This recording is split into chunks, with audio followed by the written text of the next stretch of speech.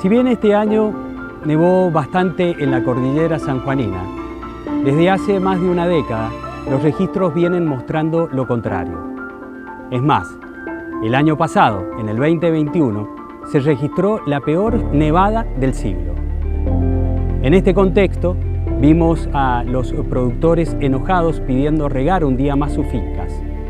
Tomaron fuerza los reclamos de los pueblos originarios ubicados en la periferia de San Juan porque el agua dejó de llegar a sus territorios.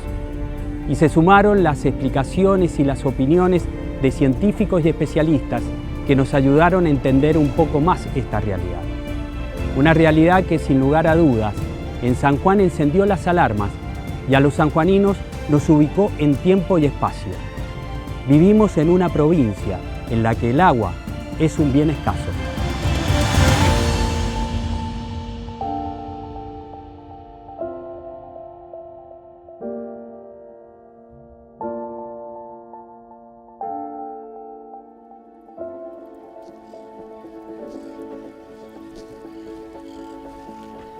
Para buscar y encontrar soluciones es necesario entender por qué estamos en esta situación y cómo llegamos a ella. Pero para comprender, primero tenemos que saber cuál es el origen del agua de San Juan, cómo llega y de dónde viene.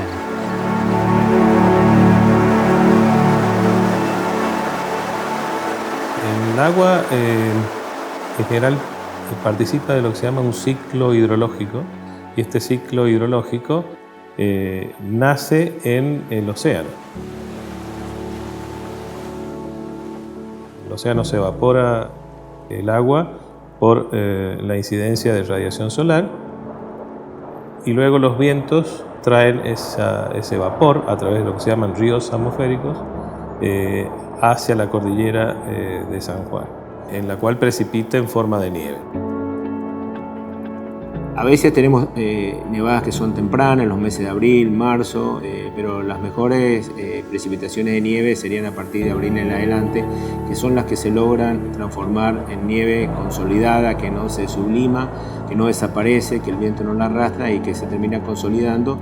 Y cuando empiezan las mayores temperaturas, o sea, en el inicio de primavera, verano, estas se transforman en agua, que es la que termina llegando a través de los afluentes del río San Juan. Con este agua la podemos almacenar, distribuir, usar, pero lo que no utilizamos percola en los valles, por ejemplo el valle de Sonda, de Uyum y el valle de Tulum, y recarga y alimenta las aguas subterráneas.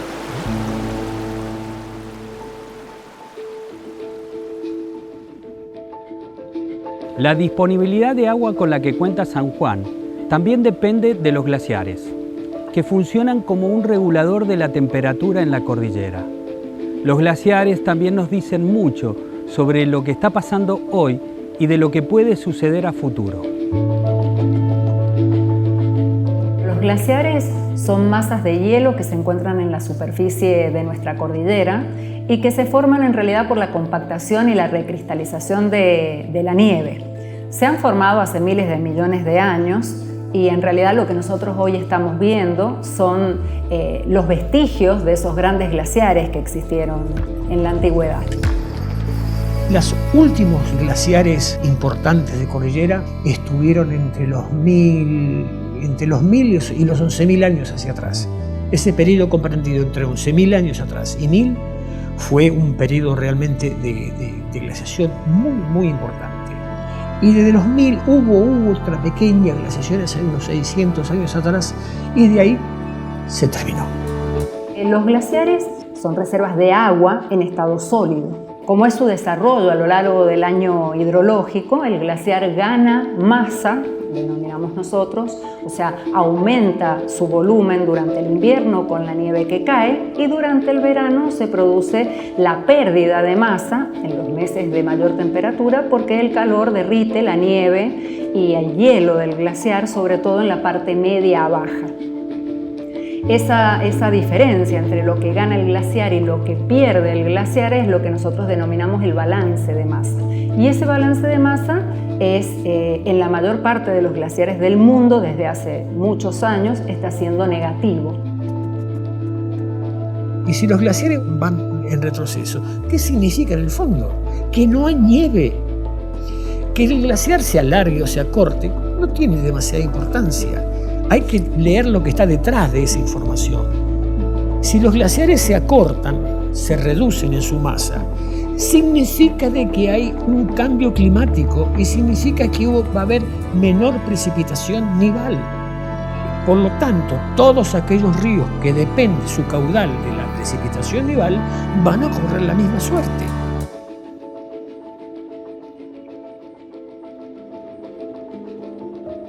Esa es nuestra realidad hoy. Hay menos nieve en la cordillera, los glaciares están retrocediendo y los ríos no están trayendo los caudales de agua suficientes como para satisfacer la demanda.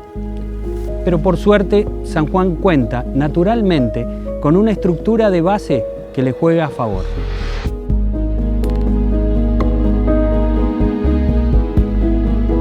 El Valle de San Juan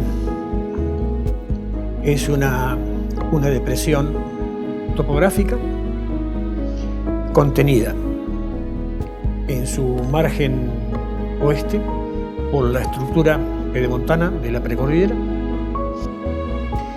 por el este por la estructura de rocas basamentales de Piedepalo y todo el sistema de sierras pampeanas, por el norte por el grupo de rocas sedimentarias del Terciario, formación Albarracín, etc. Y por el sur, el agua subterránea acumulada en los sedimentos tiene lógicamente un pequeño movimiento, un flujo natural hacia el sudeste, como queriendo salir hacia la cuenca de Bahía Blanca, Buenos Aires. ¿Por qué se acumula agua si estamos a 600 metros de altura respecto del mar? Piensen esto, es un reservorio como si fuese un tanque de agua, pero que está respecto del punto más bajo de nuestro planeta, que es el mar. Estamos a 600 metros de altura, ¿por qué no se desagota rápidamente? El tema es que los sedimentos en el sentido sudoeste cada vez tienen menor permeabilidad, o sea, ofrecen una mayor oposición al movimiento del agua. Es lo que se llama un tapón hidráulico. Gracias a este proceso natural de acumulación de agua, la provincia tiene reservas estratégicas que por ahora le dan margen para enfrentar la actual sequía. Al igual que las obras de infraestructura hídrica, como por ejemplo los diques. Mi nombre es Alberto Peña, soy el director de Recursos Energéticos. La función que tienen las presas no solamente en la provincia, en muchos lugares del mundo y sobre todo en zonas desérticas, cumplen muchas funciones. La primera es reserva de agua, hoy que tenemos todo lo que tiene que ver con el cambio climático y la necesidad de almacenar agua para todos los usos, no solamente el uso poblacional, el uso agrícola, el uso industrial. Cumple además otras funciones como es el caso de generación de energía hidroeléctrica. También sirven para controlar crecidas, también tienen otros fines que sirven para fines recreativos.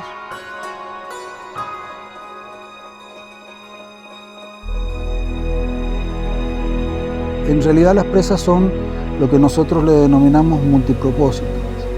Entonces, en épocas de sequía, por ejemplo, a nosotros nos permitió el año 2016, que teníamos las 3 presas llenas, nos ha permitido amortiguar con la sequía que venimos teniendo desde hace ya 4 o 5 años. Así como los diques acumulan agua en los cauces de los ríos, los canales la distribuyen y amplían las superficies cultivables.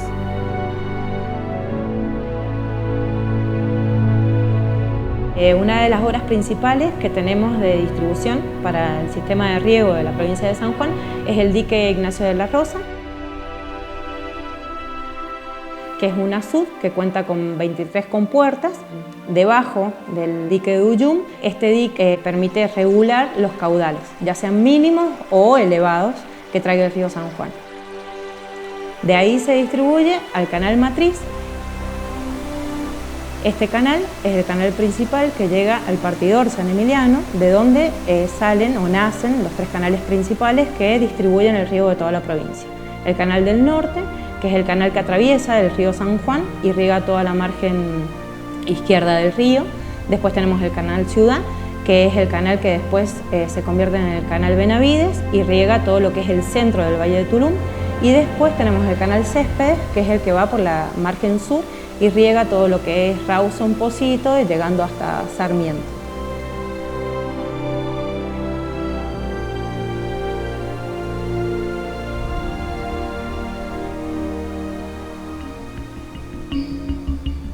Hasta acá hemos visto cómo llega naturalmente el agua a la provincia de San Juan, cómo se almacena y cómo se distribuye. Pero pese a todo lo hecho en materia de infraestructura hídrica, hoy estamos en crisis. Las teorías de por qué pasa esto son muchas. Algunos sostienen que es por el calentamiento global, otros por un ciclo solar de irradiación baja e incluso un cambio en la era geológica. Lo cierto es que, más allá de cuál sea la razón, hoy nos estamos enfrentando a una sequía histórica y a nosotros como seres humanos nos caben responsabilidades ante esta situación.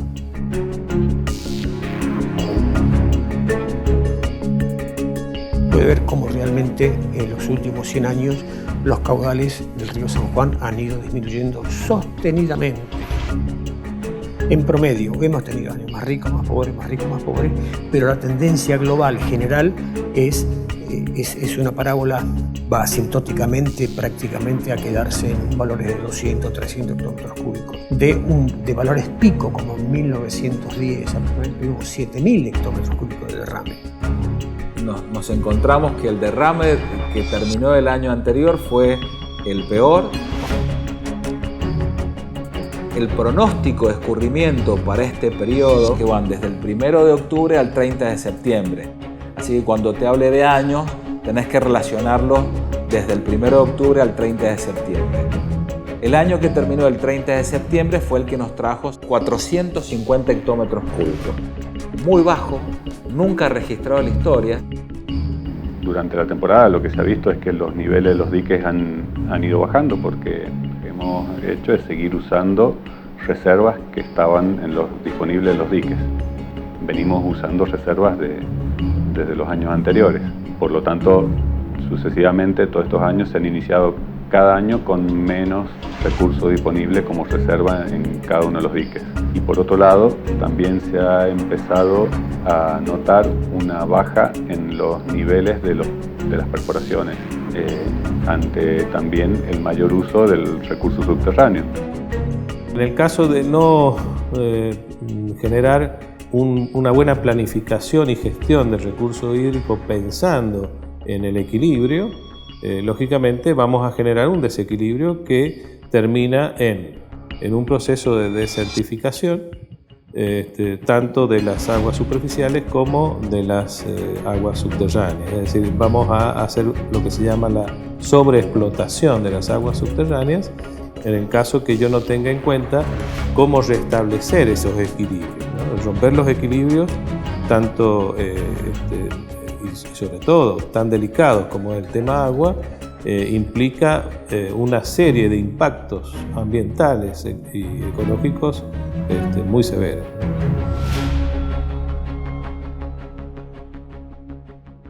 Cuando se habla de planificación y gestión del agua, hay que pensar al ciclo hidrológico como un todo. Hay que ver y manejar a las cuencas de manera integral. Hay que determinar con precisión cuál es la cantidad de agua disponible, cuáles y cuántas las reservas, cómo se distribuye y cómo se usa.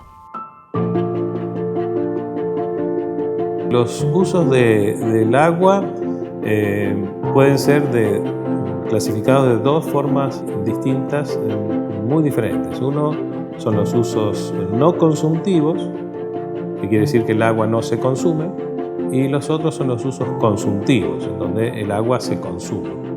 El agua de uso no consumtivo es, por ejemplo, el agua que se utiliza para generar energía hidroeléctrica.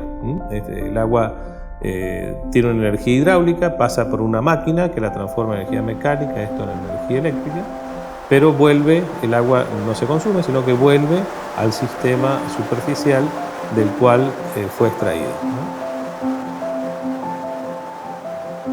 En cambio, en el uso consumtivo, ahí aparece el uso poblacional, es decir, la población que consume agua para vivir, y el uso para riego y el uso pecuario, es decir, para bebida de animales y para alimentar los cultivos que están bajo riego.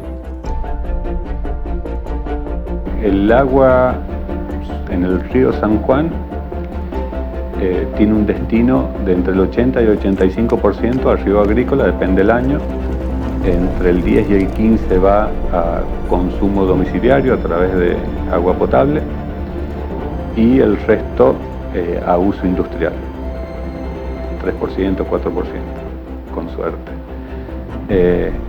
En el río San Juan no hay proyectos mineros, había uno que era Casposo, en este momento no está trabajando, pero era un valor mínimo en su momento. El otro río es el río Hachal, con valores muy similares de proporciones, pero allá en vez del uso industrial está el uso minero. El proyecto Veladero está en las nacientes del río Hachal, que es el proyecto más grande que está en operación en este momento. En el actual contexto de crisis hídrica, cada sector de la sociedad tiene que ser más eficiente en el uso del agua para que ésta alcance. Cada uno de ellos tiene sus desafíos propios y es necesario analizarlos por separado. Comenzaremos con minería, una industria que cuando se habla de crisis hídrica se vuelve tema de debate y contrapunto, no solo por la cantidad de agua que utiliza en sus procesos, sino también por los lugares donde están ubicados los proyectos mineros. Bueno, fundamentalmente tienen o hay 4 usos dentro de lo que es la producción en minería. El agua que se emplea para proceso demanda el mayor porcentaje del consumo de agua. Estamos hablando de un 72, un 75% más o menos. Luego el agua de campamento, que es para higiene, para la elaboración de los alimentos. Lo que se conoce como agua de mina, que es para el enfriamiento de equipos o de las perforadoras. Y finalmente para el riego de caminos, para evitar que se levante polvo, que haya contaminación visual por el polvo en suspensión. El consumo diario de Veladero está alrededor de 57-60 litros por segundo sobre una concesión otorgada por la autoridad provincial de 110 litros por segundo.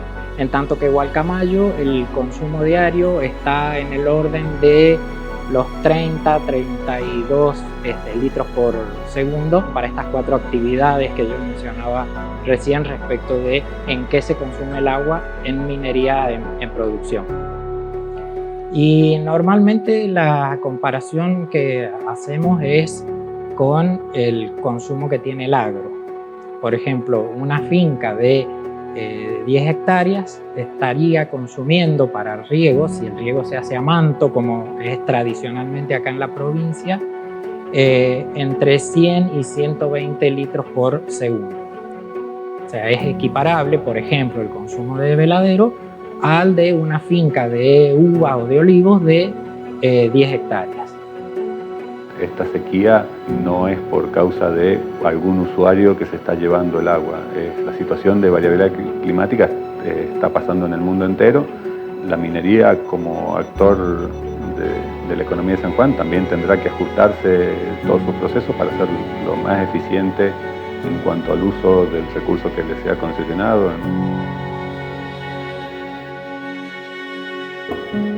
La minería no es la única actividad industrial presente en la provincia de San Juan. Hay otros polos productivos y todos consumen agua, aunque en menor cantidad.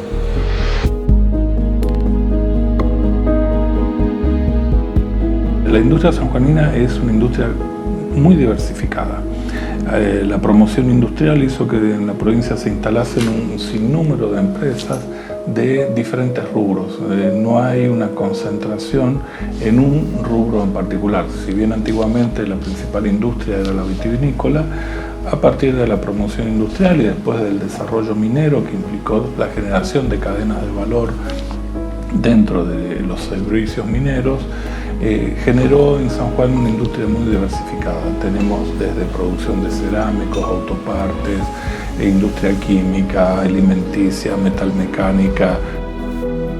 Nosotros tenemos en San Juan mucha industria que se llama industria seca, que no consumen más agua que la que utilizan los baños del personal. Por ejemplo, la industria textil de confección, las autopartistas. Tenemos muchas industrias que en sus procesos productivos, la metalúrgica en general, no tienen consumo de agua. Sí hay otras industrias donde el agua es un factor importante, por ejemplo en bebidas, la elaboración de gaseosas o de soda o agua mineral. La industria textil de tintorería se utiliza mucha agua en sus procesos.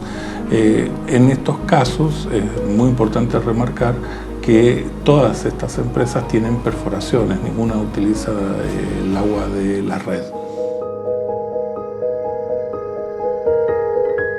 Ante un hipotético escenario de sequía absoluta, la última gota de agua será para la población. El consumo humano es la prioridad, pero en este uso también hay muchos y grandes desafíos.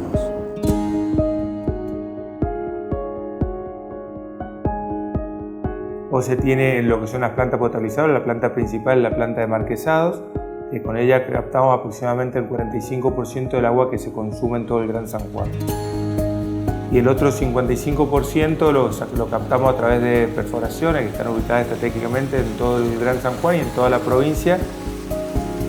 Vamos a nivel mundial, el consumo va entre los 180 y 230, 250 litros por persona por día. San Juan tiene una media de consumo de 750 litros por habitante por día. Tenemos picos en temporada de invierno de aproximadamente 550 litros y picos en verano, en días picos de calor, como sería un viento sonda acá en San Juan, de 950 litros. Esto hace que estemos nosotros 3 veces arriba del consumo de la media a nivel mundial. O sea, si nosotros vamos a nivel mundial, el consumo va entre los 180 y 230, 250 litros por persona por día, ¿sí? Si nosotros estamos hablando que tenemos una media de 750, estamos triplicando ese consumo. Es una responsabilidad también encontrar una forma de administrarlo mejor y de seguir afinando la búsqueda de pérdidas del sistema de agua potable, que también es algo que se está controlando. Se viene trabajando en los últimos años en controlar toda la red para evitar pérdidas internas de la red de agua potable. Si hablamos del uso agrícola, tenemos que decir que es el usuario que más agua consume en San Juan. En promedio toma entre el 80 y el 85% del agua que escurre por los ríos. Incluso en años de abundancia hídrica llegó a consumir más del 90%.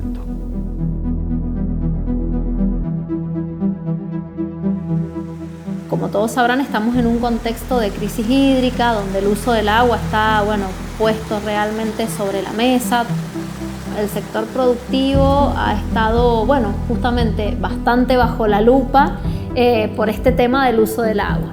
Hay que reconocer, diremos que claramente el sector podría ser más eficiente en el uso del agua. Además de esto, diremos, hay muchas otras cosas que tienen que ver con la distribución, que hacen que no toda el agua que se distribuye desde los diques llegue hasta la puerta de la finca del productor. Muchas de las ineficiencias que tenemos en lo que es el uso del agua a nivel de cada finca, de cada explotación, derivan de las ineficiencias o de las faltas de garantías que tiene el suministro de agua por parte de la red de riego. O sea que un 50% del agua derivada llega a las fincas y en las fincas se pierde otro 50%. Y finca adentro hay mucho por hacer. Por ejemplo, el tipo de riego acostumbrado a lo antiguo, que era regar por manto, se puede cambiar por metodología de tecnología, riego presurizado, goteo, energía solar y si no, cultura de riego, que es utilizar una forma diferente de regar, llámese por surco, con riegos no demasiado largos, cortos, o mega por media. Para que una finca maneje bien el agua y para que una finca vea como factible y como rentable modernizarse en lo que es su gestión del agua a nivel predial, necesita de un sistema de suministro, o sea, de un servicio de suministro de agua que sea confiable, que sea equitativo y que sea flexible. Esos tres conceptos son muy importantes. El gran desafío y el gran número del agua que nos falta se puede compensar mejorando la eficiencia de distribución como de uso interno de las mismas. Creo que solucionando eso cambia notablemente la disponibilidad de agua, digamos, con eficiencia en toda la cadena desde que baja de los diques, canales y tranqueras adentro de cada finca.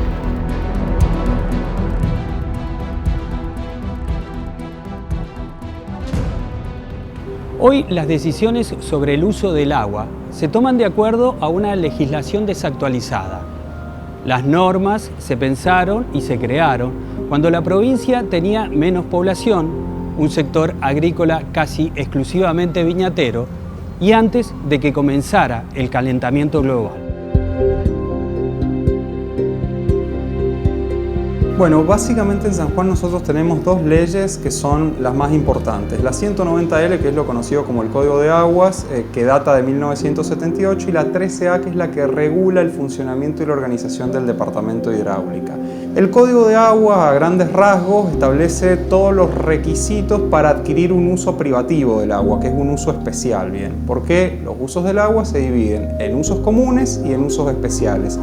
Usos comunes son todos aquellos que puede hacer una persona para satisfacer ciertas necesidades de bebida, higiene, incluso abrevar animales, sin una extracción con maquinarias o un desvío de los cauces. Y usos especiales sí son aquellos que se hacen mediante un título habilitante, que puede ser un permiso o una concesión, y que tenemos distintos tipos. Bien, tenemos el uso minero, tenemos el uso mismo poblacional, tenemos el uso hidroenergético, y el de mayor importancia en cuanto al consumo en la cuenca del río San Juan es el uso agrícola. Entender que el agua no hay que administrarla ya solo como un bien económico, sino como un bien social, cultural y económico, que es como lo ordena hacer la Observación General número 15, que es parte de los instrumentos internacionales de derechos humanos que tienen jerarquía constitucional desde el año 94. Necesitamos cambiar en forma urgente el Código de Aguas, logrando consensos con los usuarios agrícolas, pero también incorporando en la participación a esto a la ciudadanía en general y a otros sectores históricamente excluidos que hoy cuentan con un plus de protección, como son pueblos originarios y campesinos, un plus de protección que se los ha otorgado nuestro bloque federal de constitucionalidad a nivel nacional a través de la jerarquización de instrumentos internacionales de derechos humanos. Necesitamos avanzar en ese camino en forma prioritaria si queremos evitar tragedias en torno al aprovechamiento del agua.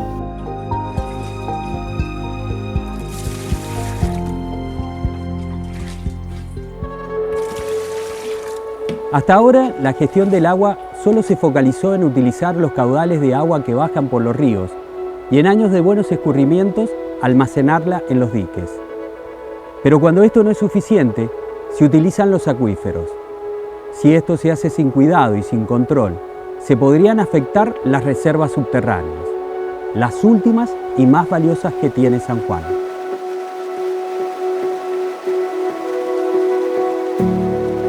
En épocas de sequía severa como esta, severa tanto en magnitud como en duración, se tiende, al no existir disponibilidad de agua superficial, se tiende a utilizar el agua subterránea.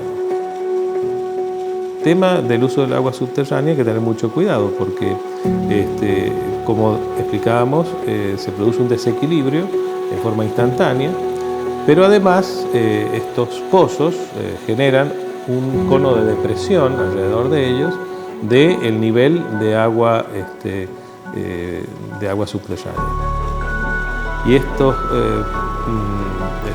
conos de depresión, si yo coloco varios pozos, unos muy cerca de otros, se van superponiendo entre sí. Y esto genera que en toda la región se deprima el nivel de agua subterránea en forma prácticamente instantánea. Este subir y bajar de la cuenca, subir y bajar el nivel de agua, es lo que se llama la reserva interanual. Pero por debajo queda una gran cantidad de lo que se llama reserva neutra.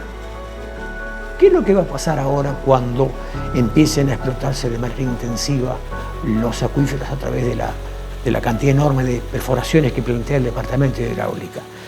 No solamente que nos vamos a comer la reserva interanual, por doble razón, porque aumenta mucho la demanda, y por otra razón porque el río San Juan no aporta más agua. Hace 10 años que el río San Juan no está aportando agua. Entonces, no ingresa y gastamos, no ingresa y gastamos. Pero gastamos mucho más de lo que era la reserva interanual. Entonces nos vamos a empezar a comer el capital, o sea, la reserva neutra. ¿Cómo podemos ver eso de que se come la reserva? Porque los niveles de agua van a empezar a bajar, paulatinamente. Y eso tiene un costo enorme, porque reponer la reserva neutra va a implicar que tengamos, no sé, 10 o 15 años de precipitaciones anómalas, enormes en cordillera, como para reponer la reserva interanual más la reserva neutra que no hemos comido.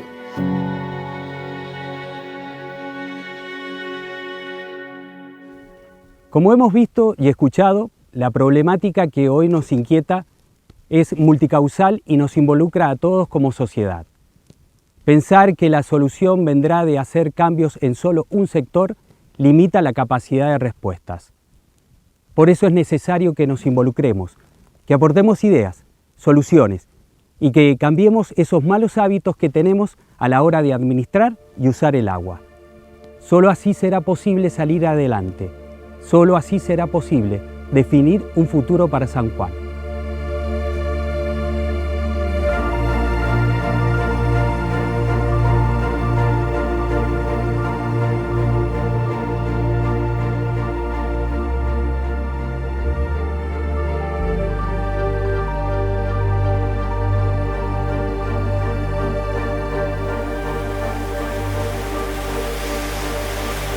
Se pueden hacer muchas acciones. Por ejemplo, nosotros tenemos ya mediciones que nos conviene tener, en este caso que tenemos muy poca agua, tener el mayor volumen en Punta Negra, porque es donde tenemos menos pérdidas por evaporación y por infiltración.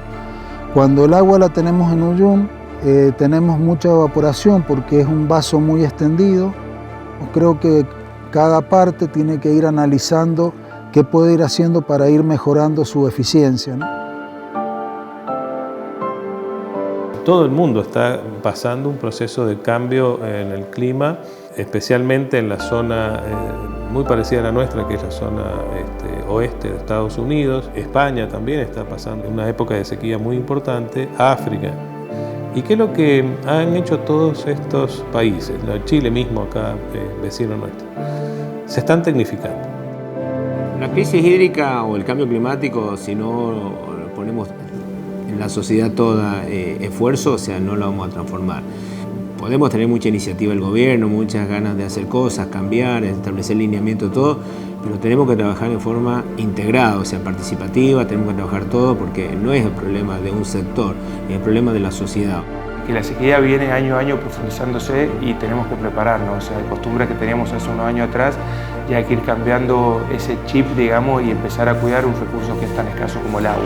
Sí que son cuestiones que llevan tiempo, o sea, que llevan tiempo, que necesitan, bueno, un cambio cultural asociado a esto, al uso del agua. Considero que nunca hemos tenido la conciencia como sociedad de que vivimos en un desierto.